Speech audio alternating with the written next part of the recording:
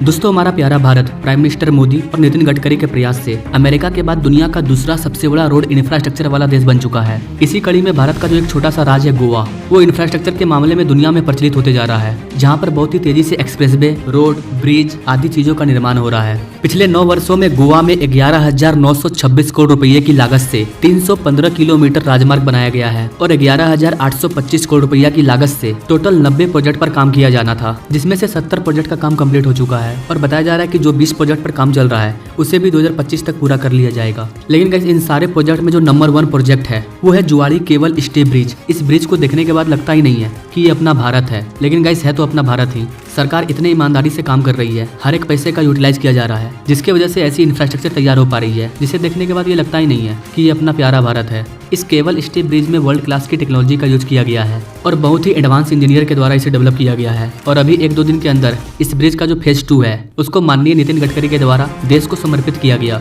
इस ब्रिज का जो लुक है गाइस वो गजब का है, आप खुद देखिए।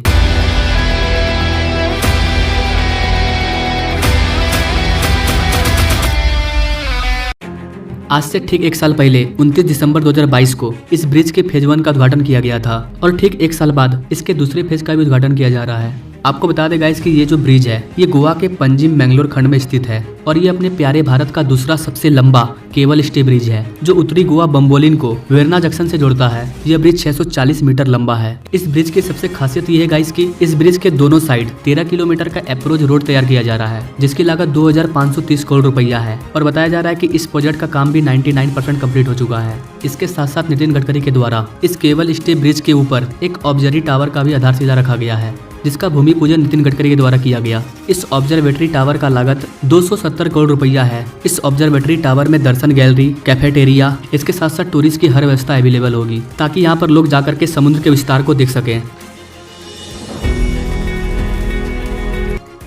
और इतने ऊंचे टावर पर चढ़ने के लिए कैप्सूल लेप और एक वॉकवे पुल भी बनाया जाएगा। इसके साथ साथ गोवा के पोवो रिम में NH66 पर 641 करोड़ रुपए की लागत से 5.15 किलोमीटर लंबा एक 6 लेन एलिवेटेड कॉरिडोर बनाया जाएगा, जिसका आधारशिला नितिन गडकरी के द्वारा रखा गया। मापुसा और अटल सेतु को जोड़ने वाला यह कॉरिडोर पर्यटन के लिए एक नया कॉरिडोर साबित होगा। इन सारे महत्वाकांक्षी प्रोजेक्ट की लागत 3,441 करोड़ रुपया बताई जा रही है। इसके अलावा भारत के 2 महत्वपूर्ण इकोनॉमी कॉरिडोर गोवा से होकर ही गुजरते हैं। एक तो मुंबई कन्याकुमारी कॉरिडोर और दूसरा हैदराबाद पणजी कॉरिडोर।